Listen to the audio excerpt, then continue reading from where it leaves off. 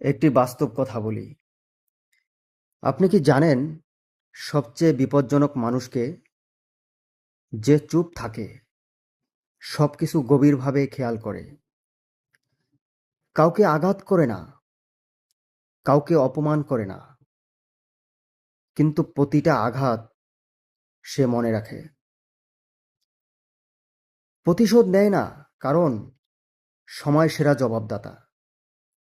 এই মানুষগুলো, তারা নিজের পথে হাঁটে,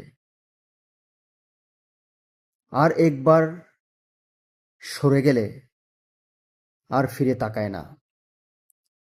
অনেক সময় চুপ থাকা দুর্বলতা নয়, অনেক সময় সেইটাই হলো সবচেয়ে ভালো প্রস্তুতি। ইয়েস। আর সমাজে যেসব ঘটনা ঘটে না, নয়নবাই সেসব ঘটনা নিয়ে কথা বলে না। এটাই বাস্তব। আল্লাহ হাফেজ।